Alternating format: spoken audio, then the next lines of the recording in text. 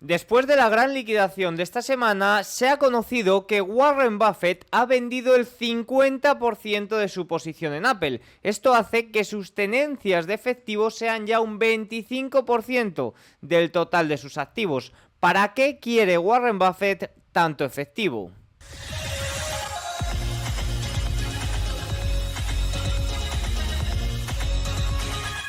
Muy buenas a todos y bienvenidos un día más al canal. Hoy es domingo 4 de agosto de 2024 y este es el vídeo de repaso semanal de una semana donde ha habido grandes liquidaciones. El Nasdaq 100 ha entrado oficialmente en corrección, el Russell 2000 ha vuelto al rango lateral teniendo su peor semana desde marzo de 2023. Vamos a hablar de todo ello, vamos a hablar también de si es momento de comprar esta corrección, de las volatilidades que quedan por delante. Todo eso lo vamos a tratar en este vídeo, pero además es que ha habido un punto clave durante este fin de semana que veremos a ver si no trae de nuevo liquidaciones y volatilidades para el lunes, para mañana, porque Warren Buffett ha anunciado que ha vendido el 50% de su posición en Apple. Esto tiene varias lecturas, vamos evidentemente a tratar cada una de ellas de la forma más objetiva posible, pero si nos vamos a simplemente lo que nos dicen los datos, nos muestra que las tendencias de efectivo ya estaban incrementando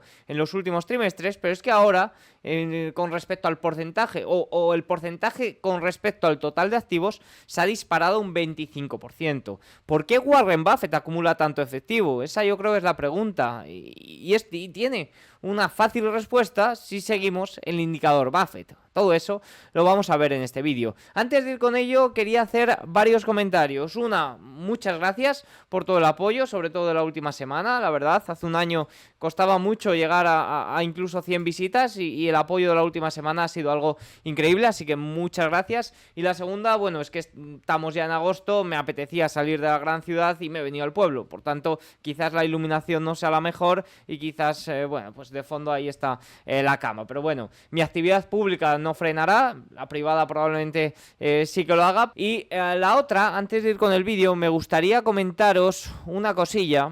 Y es este curso de economía de la A a la Z, que es muy interesante, que se dará durante todo el año que viene, que tiene nombres bastante potentes como Juan Ramón Rayo, Miguel Anxo Bastos, Jon Aldecoa también para tratar todo el tema de sistemas monetarios, Daniel Fernández también, que aparece de vez en cuando en el canal de Rayo, Eduardo Blasco. Bueno, yo creo que es un cartel bastante interesante, Domingo Soriano.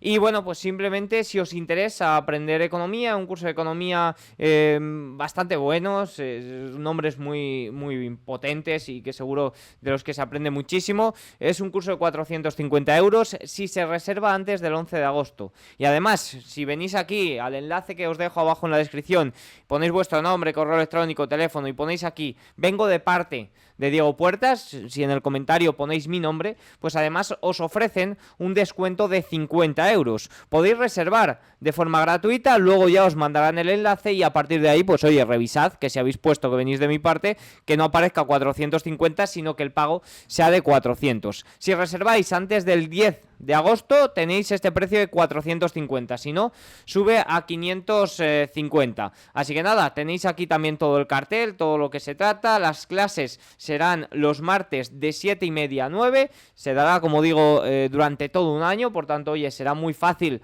de digerir y seguramente sea muy didáctico. Así que nada, os lo dejo por ahí por si os interesa. Y dicho esto, venga, vamos ya con todo lo que tenemos que hablar de esta semana. Como cada vídeo semanal, vamos a empezar hablando de lo que ha sido la semana pasada. Fíjense que las liquidaciones han sido muy generalizadas. El S&P 500 caía un 2,06%, Dow Jones caía un 2,10%, ignoren el emoji que no le he cambiado, Nasdaq caía un 3%, Russell 2000 caía un 6,67%. Si observamos esta gráfica de mis compañeros amigos Morán Capital, que vemos muy bien lo que ha sido la semana pasada, y el ITD, fíjense que el S&P 500 en este momento sube un 12% en lo que va de año, nada mal. Nasdaq 100 sube un 9,6%, de hecho corrige ya más de un 10% desde máximos, es decir, de un año extraordinario está pasando ahora mismo a un año normalito. Russell 2000 ha perdido esta semana casi todo ese ITD, todo ese rendimiento, retorno acumulado en lo que iba de año y sube solo un 4,06 en lo que va de año. Tenéis aquí diversos activos, también los bonos,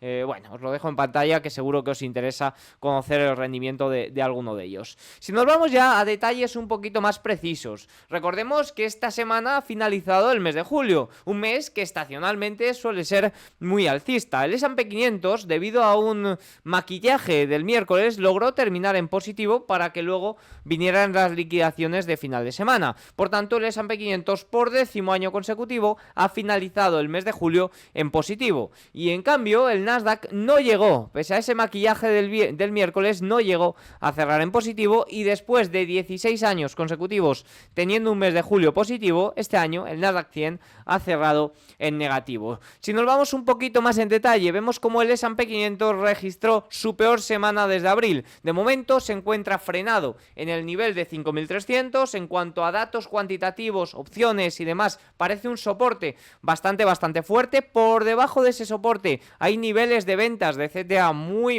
elevadas. Veremos a ver mañana si conocemos actualizaciones sobre todo ello, pero ese nivel 5.300 es la auténtica clave, y también está aguantando en este momento la media de 10 semanas, que coincide más o menos con la media de 100 sesiones y que es un primer nivel en cuanto a estas correcciones.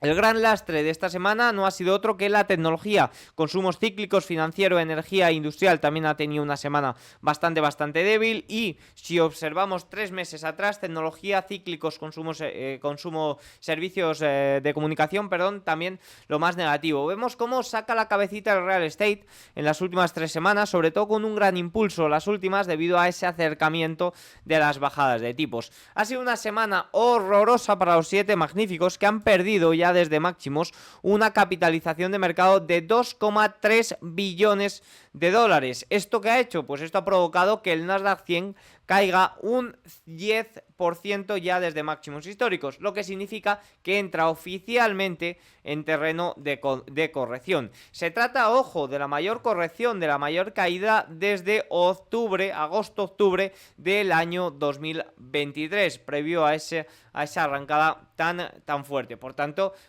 vemos como la mayor corrección en el último año, porque la corrección de abril no llegó a alcanzar ese 10%. Esta ha sido la peor semana para el Russell 2000 desde marzo de 2023. El colapso de Silicon Valley Bank, la quiebra de Silicon Valley Bank, la crisis de la banca regional. Ha vuelto de nuevo a niveles del rango lateral y vemos cómo ha perdido prácticamente la totalidad de ese rendimiento que acumulaba en lo que llevaba de año. Llegó a acumular más de un 10%, en este momento 3-4% lo que rinde el Russell 2000 en lo que va de año. Si nos vamos a observar la renta fija, que aquí es donde de verdad se han producido grandes movimientos, fíjense que los rendimientos de los bonos del Tesoro americano cayeron en la semana y lo hicieron de forma muy generalizada. Es decir, hemos visto como la curva de tipos 2-30 años se ha disparado a su mayor nivel desde julio con respecto 2-30 años, 2-10 años, pero sí que es cierto que tanto el 10 como el 30 años también han sufrido caídas muy considerables. Los rendimientos a 2 años, ¿qué pasa? Que han caído casi 30 puntos básicos solo el viernes, han caído 50 puntos básicos en lo que va de semana.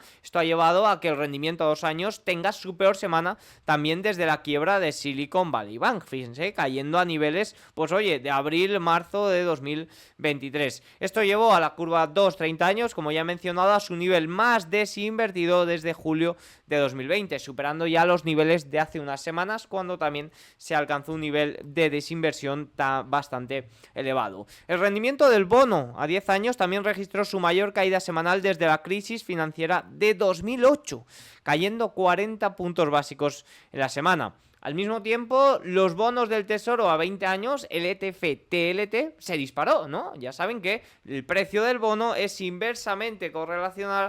está inversamente correlacionado al rendimiento del bono, ¿no? Si los rendimientos de forma generalizada también en largo plazo corrigen, el precio del bono saltó. Y fíjense que el TLT subió un 6%, su mayor incremento es de enero de 2023, sube un 2% en lo que va de año y más del 10% desde los mínimos de este año. Sin duda, el TLT, sobre todo en cuanto a marzo, abril, mayo, cuando el miedo de que pudiera haber mayores subidas de tipo tipos, por esos datos de inflación que conocimos a inicios de año, se apoderó de los inversores, creo que ahí dio una grandísima oportunidad. Así lo comentábamos por el canal, se ha acumulado durante las últimas semanas hasta que ahora se ha producido el salto. Con respecto a tramo corto, tramo largo, evidentemente las bajadas de tipos donde van a tener un mayor efecto va a ser en el tramo corto.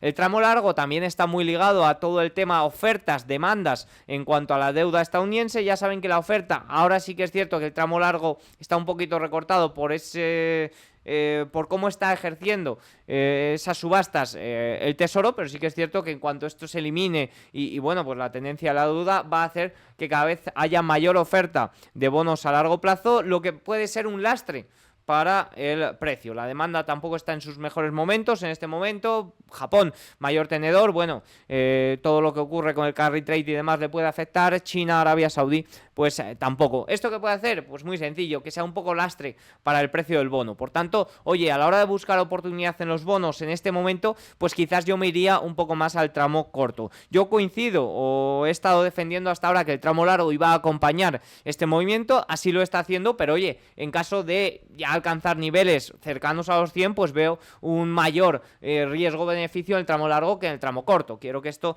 quede claro. Por primera vez desde 2020, los mercados de bonos están operando como si estuviéramos entrando en una recesión, o al menos una desaceleración un poquito más grave. Si nos vamos a divisas y materias primas, vemos como el dólar cayó de nuevo hasta niveles de marzo de 2020. Y si nos vamos a observar contra el yen japonés, con ese desmantelamiento total del carry trade debido a las subidas de tipos del Banco de Japón, también reducción de compra de bonos, unas probabilidades cada vez más elevadas de que la Reserva Federal baje los tipos de interés, pues ha llevado al par USD-JPY, fíjense, a sus niveles casi mínimos del año 2024, casi a niveles de enero, cerrando, fíjense, por debajo de cómo cerraba en niveles de marzo.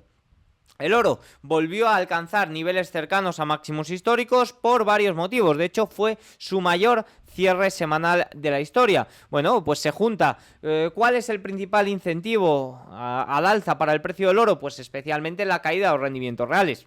Ha sido una de las mayores caídas de los rendimientos reales de los últimos años, por tanto el oro a máximos históricos. También todo el tema geopolítico, ha habido conflictos geopolíticos durante esta semana, por tanto todo eso impulsa al oro, que sí, que puede ser que ya esté demasiado elevado, pero oye, el movimiento contrario del oro lo ha hecho hasta ahora, es decir, durante todo el año 2023, cuando los rendimientos reales subían, era cuando el oro no tenía que subir. Lo hizo por todo el tema de los conflictos geopolíticos, sobre todo a inicios del año 2024. 2023 sí que es cierto que fue al alza, pero más bien en ese ranguito lateral. Lo rompió a inicios de 2024 por todo este conflicto y ruido geopolítico, y ahora es cuando de verdad el precio se va a ver impulsado por la caída de los rendimientos reales. Veremos a ver cómo evoluciona todo, pero es que lo que era un poco raro en el oro era esa subida con los rendimientos reales subiendo. Ahora cuando caen no es nada raro. Los precios del petróleo cayeron a mínimos de 2 meses debido a que la debilidad provocada por el miedo al crecimiento de los datos mostrados jueves y viernes en Estados Unidos, también en China durante el final de semana, pues sí que es cierto que superó a ese ruido geopolítico que hizo saltar el precio del petróleo más de un 4% durante algún día de esta semana. Bitcoin también tuvo una semana difícil, cayendo los $70.000 a por debajo de los 60.000, incluso en el día de hoy hasta los 57.000. No sé si todo lo que ha ocurrido el fin de semana con respecto a Apple está descontando un risk-off, una caída o una volatilidad mayor a inicios para el lunes en los mercados, sobre todo más bien de riesgo y bolsas, me refiero. Veremos a ver cómo arranca el lunes futuros y demás, pero me temo que el Bitcoin puede que esté descontando algo de esto.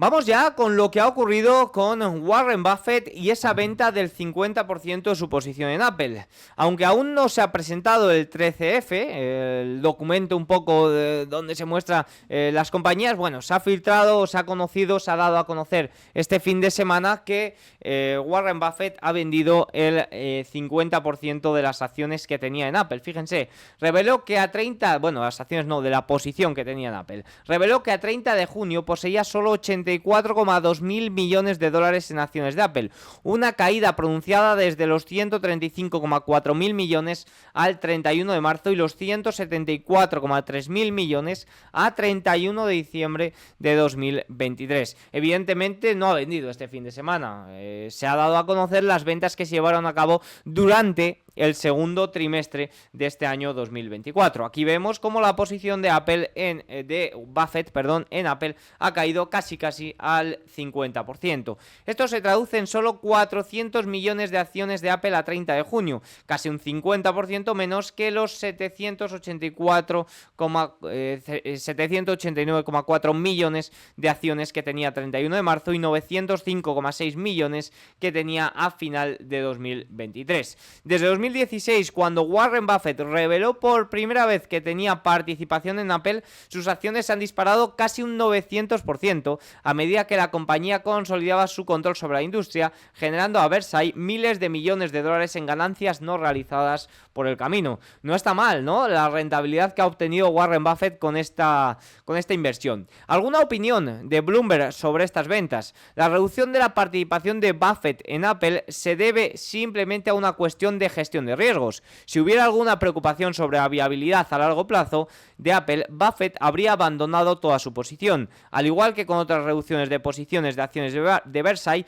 Buffett tiene importantes ganancias no realizadas, y tanto si las tiene, un 900%. Lo cierto es que esta no es una opinión descabellada. Era difícil de ignorar que la participación de Versailles en Apple se había vuelto tan grande en los últimos años que algunos inversores habían comenzado a preguntarse si la empresa tendría que recortar su posición para equilibrar sus tenencias. Es que al final la posición de Apple de Apple en Versailles era una auténtica locura, o sea, era su mayor posición con muchísima diferencia. Incluso después de la liquidación, fíjense, Apple sigue siendo la mayor posición de Berkshire Hathaway. También hay opiniones más pesimistas sobre Apple que aseguran una clara desaceleración en su línea más importante, que son los productos y más específicamente el iPhone, y ciertas dudas sobre los servicios, que es un poco la métrica que ahora se está siguiendo mucho en Apple, tratar de incrementar esos ingresos, ese revenue por servicios y más concretamente todo el tema de la inteligencia artificial. Bueno, al final ya saben que las opiniones, pues cada uno tenemos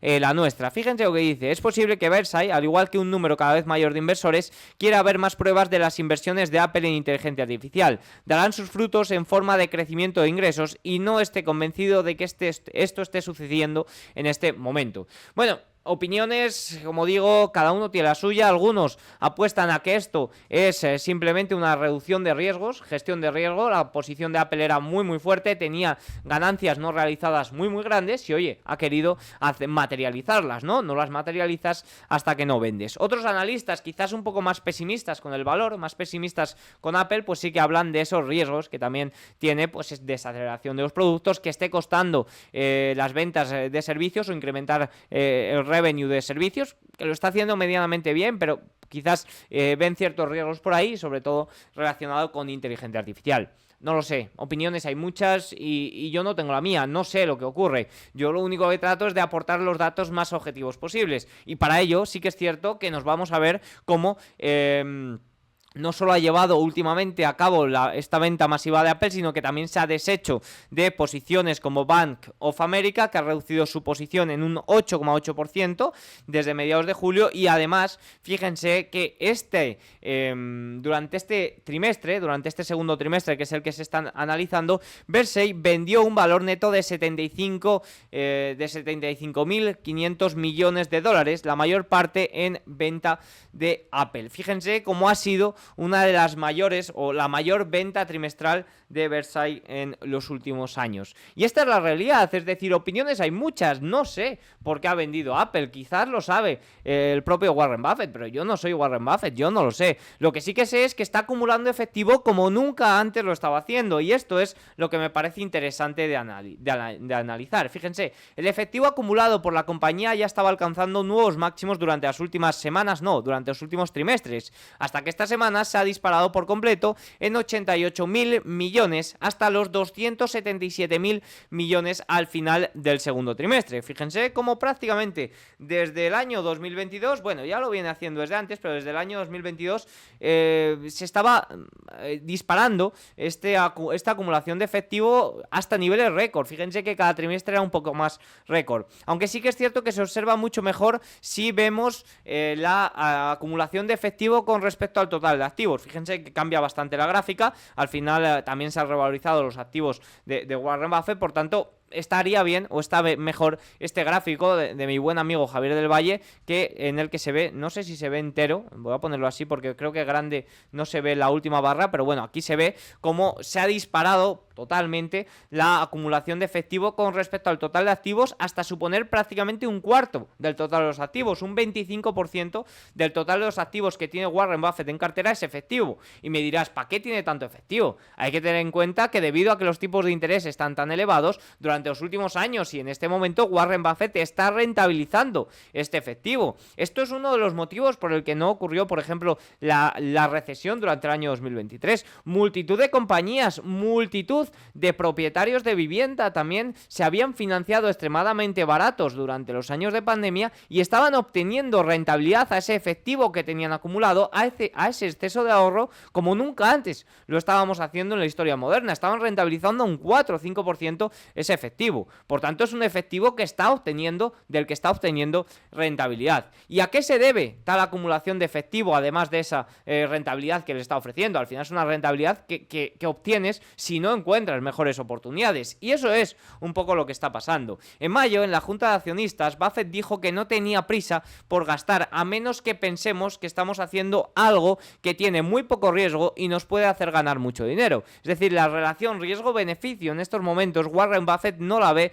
muy clara. Versailles recompró solo 345 millones de dólares de sus propias acciones durante el trimestre, la cantidad más baja desde que la compañía cambió su política de recompra en el año 2018. No es una sorpresa porque el indicador Buffett está en niveles límite. ¿Qué es este indicador Buffett? Pues fíjense que el indicador Buffett no es otra cosa que la relación entre la capitalización bursátil de... Esto está al revés, me estoy dando cuenta. Es la relación entre la capitalización bursátil total de un mercado, en este caso del mercado estadounidense, y el Producto Interior Bruto total. Es decir, divides la capitalización bursátil entre el Producto Interior Bruto total del país. Y la interpretación de esto significa que si está por arriba de 1, o en este caso por encima del 100%, pues el mercado está sobrevalorado en función de la economía del país. Y esto sugiere que las acciones pueden estar más caras de lo que deberían en relación al tamaño de la compañía, y si está por debajo, pues totalmente contrario. Fíjense que podríamos decir,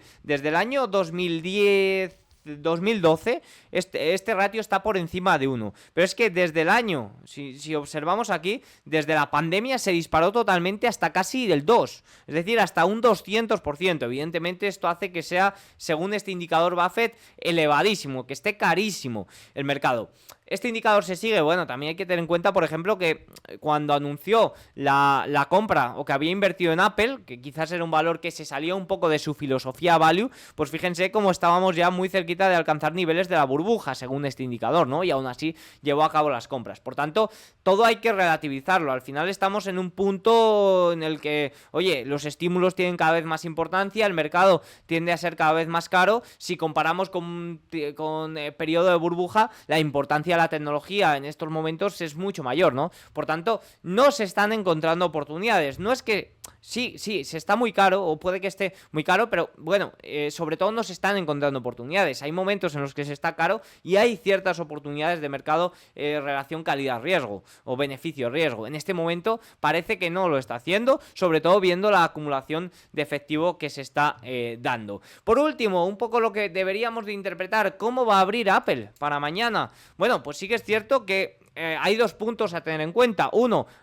Warren Buffett no ha vendido este fin de semana, es decir, no se van a llevar a cabo estas ventas. De hecho, cuando vendió fue entre abril y junio, que llevó a cabo un movimiento al alza muy considerable. El valor de Apple, sobre todo impulsado por una conferencia, por un evento relacionado con la inteligencia artificial, que pilló un poco desprevenido a la mayoría de fondos de cobertura. Eso provocó también quizás un poco cierre de cortos, porque la mayoría estaban ahí infraponderando a Apple, que este evento llevó a que muchas casas de análisis de repente aumentaran los precios objetivos de Apple. No sé yo si aquí no se pusieron de acuerdo un poco con Buffett también. Oye, voy a vender, súbeme los precios objetivos. Evidentemente no soy de pensar mal, pero resulta curioso que fuera justo en este momento. Lo cierto es que Warren Buffett aprovechó todo esto, aprovechó este rebote para soltar lo que quería soltar de la compañía. Evidentemente estas ventas no se van a producir ahora, pero sí que es cierto que no hay que infravalorar el peso de los minoristas, el peso que los minoristas tienen en el mercado. Recordemos que el mercado de renta variable estadounidense está formado en un 39% de minoristas. Es decir, minoristas como tú y como yo que se han enterado de esta noticia ahora. Y generalmente cuando nos enteramos de lo que hace Warren Buffett, aunque sea a posteriori 1 o 2 meses, suele tener cierta reacción el valor. No sé si recuerdan Oxy, no sé si recuerdan también Taiwan Semiconductor. Por tanto, es muy probable que mañana haya movimientos a la baja en Apple, al menos a primera hora. Luego veremos a ver. Pero sí que es cierto que Warren Buffett suele tender a mover el mercado. Ya sabemos que no ha vendido este fin de semana, pero no infravaloremos el poder que tienen los minoristas en el mercado de renta variable estadounidense, que se han enterado, como tú y como yo, justo en este momento. Y dicho esto, vamos a pegar un repasito a la situación de mercado actual. Es momento de comprar el suelo, es momento de que desaparezca la volatilidad. ¿Va a continuar esta volatilidad? Bueno, observen como ya hemos visto el Nasdaq 100 corrige ya más de un 10%, es decir, oficialmente está en terreno de corrección y se trata de la mayor o de una de las mayores desde inicios de los últimos años, ¿no? Desde el 2023, de los últimos meses, años, prácticamente muy igualado con este drop down máximo que se registró entre agosto y octubre de 2023, de hace justo un año. Antes de plantearnos si es un suelo, deberíamos de plantearnos por qué se está dando esta corrección. Bueno, en primer lugar, no voy a entrar mucho en detalle porque es el vídeo del viernes. Si quieren verlo en detalle, pueden ir a ver el vídeo del viernes. Pero en primer lugar, deterioro del sentimiento del mercado. Un poco, si nos vamos a revisar datos de fontanería y demás, pues ya desde prácticamente el 8-10 de julio hemos hecho vídeos en este canal que hablábamos de cómo el sentimiento del mercado se estaba deteriorando. Sobre todo porque el posicionamiento era tan elevado que no había margen para posicionarse aún más y lo único que se podía hacer era llevar a cabo ventas. No se podían llevar a cabo ventas debido a que la gama larga era muy elevada en el mercado, que impedía ir contra tendencia. Al final esto de la gama larga básicamente es que las opciones call dominaban el mercado y era muy difícil ir contra tendencia. A medida que llegaba el vencimiento, primero de junio en valores individuales como por ejemplo Nvidia y luego en los índices el vencimiento de julio, esto desapareció y permitía mayor rango de movimiento en el índice también. Esto llevó, bueno, pues ya que el posicionamiento era muy elevado, a cualquier mínima cosa que ocurría en el mercado pues se soltaba posicionamiento. Ahora vamos a ver cómo incluso el posicionamiento ha vuelto a niveles ahora mucho más adecuados. Y ahí es cuando se pueden dar rebotes. ¿Por qué? Pues porque el posicionamiento es menor y te puedes posicionar aún más. Tú cuando tienes las manos llenas, lo único que puedes hacer es soltar. Cuando tienes una mano llena y la otra vacía, pues sí que puedes agarrar un poquito más. Un poquito por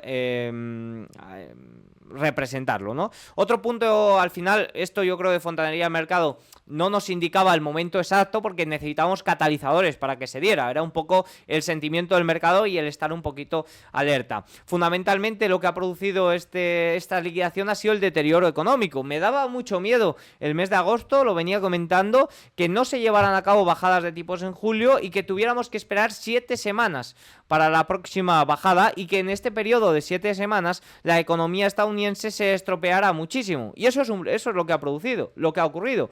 Ni un día me dio de agosto de respiro el mes de agosto, tuvimos un dato de ISM manufacturero muy débil y un dato de empleo también muy débil, que si bien está un poco influido por todo ese tema del huracán, aún así, si quitamos los efectos del huracán, sigue siendo un dato muy débil. Luego también tenemos todo el tema del carry trade entre el dólar y el yen japonés. Multitud de fondos se estaban financiando en yenes y obteniendo rentabilidad en dólares, en acciones estadounidenses, y en este momento, debido a que este diferencial de rentabilidad está menguando, pues tienen que desapalancar posiciones, muchas de ellas en tecnológicas, para cubrir las pérdidas o las posibles pérdidas de este diferencial en dólar-yen, ¿no? Por tanto, este también es un punto que ha entrado muy en juego durante esta semana, sobre todo el final de esta semana. Y por último, uno de los factores micro más importantes, que eran los resultados empresariales. Los resultados empresariales, un posicionamiento muy elevado, como comentábamos en el sentimiento del mercado,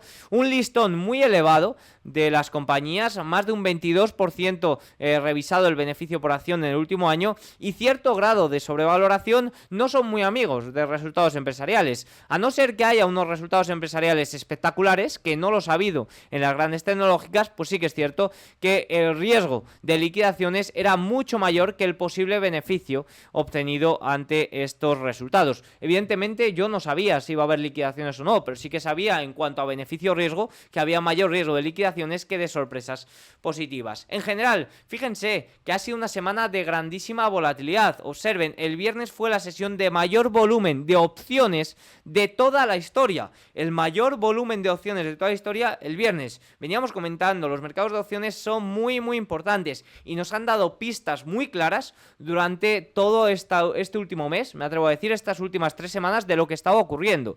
Y es una realidad, el mercado de opciones mueve cada vez más. El VIX, pues bueno, llegó a niveles de pánico, y fíjense que si observamos el VVIX, que el VVIX es el índice de volatilidad del VIX, es decir, es darle una vuelta más, es la volatilidad del índice que mide la volatilidad del mercado, pues se acercó a niveles de marzo de 2023, niveles un poquito ya de altísimo riesgo. Sí que es cierto que corrigió un poquito de cara a final de semana. También el TDX, que es un índice que mide el aumento de protección, pues fíjense que también ha aumentado a niveles que solo suelen ver con correcciones. Y aquí un punto clave es a qué se debe esta explosión del VIX, y me voy a ir a un comentario de mesa de trading de Goldman que nos va a dar cierto alivio. Fíjense, una parte dramática de lo que sucedió esta mañana es el rendimiento superior del VIX, y en particular los futuros del VIX volviéndose locos.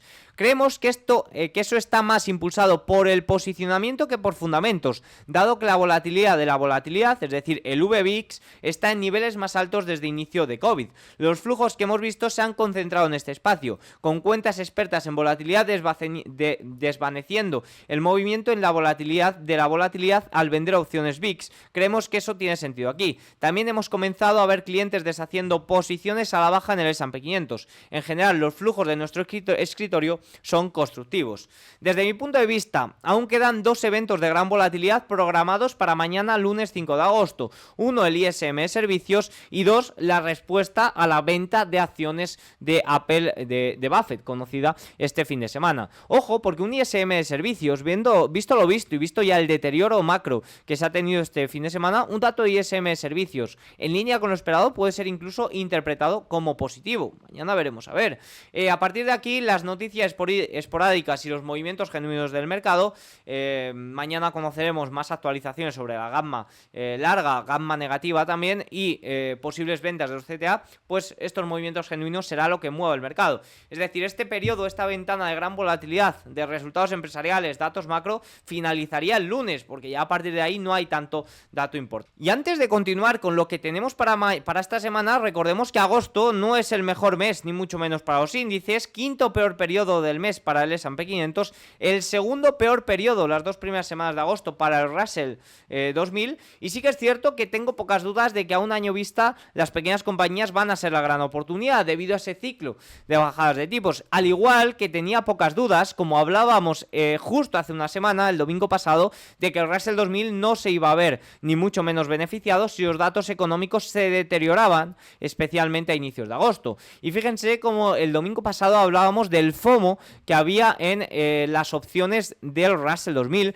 que estaba totalmente disparado y que no hay que perseguir precios. Mi conclusión era que no había que perseguir precios, las oportunidades llegan, pero no hay que perseguir precios porque no traen nada bueno. En ese momento de perseguir precios, donde el Russell 2000 ha tenido ya un impulso de un 10% muy rápido y no hay confirmaciones de ningún tipo, porque ya hemos visto como los datos económicos había grandes probabilidades de que se deterioraran, y así ha hecho, y eso ha lastrado de nuevo al Russell 2000. Pero bueno, en cuanto a la volatilidad, sí que es cierto que puede disminuir un poco tras el lunes, pero sí que es cierto que los movimientos genuinos del mercado van a ir acompañados de gran incertidumbre, sobre todo por la carrera electoral y por esta típica corrección preelectoral, que es un poco la que ocurrió también en el año 2023, ¿no? Desde agosto hasta finales de octubre, un mercado, más bien lateral bajista, ¿no? Bueno, pues cuidadito porque toda esta incertidumbre electoral, hoy gana Harris, mañana gana Trump, que ahora mismo está muy igualado, pues evidentemente es algo que va a pasar. Y por último, hay que tener en cuenta un poco este tema de la desaceleración económica. Recordemos que, que Harris, la candidata demócrata, está ganando muchos puntos, los demócratas están gobernando en este momento. ¿Van a dejar realmente que la economía se estropee antes de elecciones? Sinceramente me parecería muy raro ver datos económicos consecutivamente tan débiles previos a elecciones. Podríamos ver algún maquillaje por ahí, veremos mañana con el ISM de servicios, pero oye, recesiones, datos realmente recesivos antes de elecciones, con la candidatura demócrata o con el Partido Demócrata en el poder, oye, se me antojaría un poco raro. Por tanto, un poco por concluir, veremos a ver, sobre todo mañana, ¿es un día de gran volatilidad o espero un día también de gran volatilidad? Veremos a ver con ese dato ISM servicios, viendo, oye, cómo se han deteriorado los datos macro, un dato de ISM servicios en línea o incluso inferior, un poquito inferior a lo esperado, pero que no sea débil del todo, podría incluso hacer saltar a los índices, he visto un poco, lo he visto, pero aún me parece muy pronto para buscar ese suelo, yo soy más de confirmaciones, me parece muy pronto, una gran incertidumbre electoral, de hecho veo más bien debilidades, por lo menos durante todo el mes de agosto. Veremos a ver si hay cambios, mañana conoceremos actualizaciones importantes en todo este tema de flujos, que lo sigo mucho, todo este sentimiento del mercado, por tanto, estén atentos al vídeo de mañana que habrá actualizaciones. Por último, para esta semana no hay gran cosa, la verdad, es una semana, como digo, exceptuando mañana, donde la volatilidad debería de calmarse y que los movimientos genuinos muevan un poquito el mercado. PMI, servicios Caixin e inflación para esta semana en China, servicios también conoceremos en Eurozona el lunes, alguna confirmación de datos de inflación, en Reino Unido precios de la vivienda, sobre todo ese ISM servicios para mañana en Estados Unidos, petición semanal de subsidio también para el jueves, y en cuanto a resultados empresariales no es una semana tampoco con gran peso, evidentemente es importante, creo que presenta un 15% del total de la capitalización de mercado del S&P 500, pero bueno, la semana pasada presentaba un 40. Por tanto, tienen todos los datos, espero que les haya gustado el vídeo, si es así, hacedmelo saber por favor con un like y un comentario, y nos vemos mañana, chao.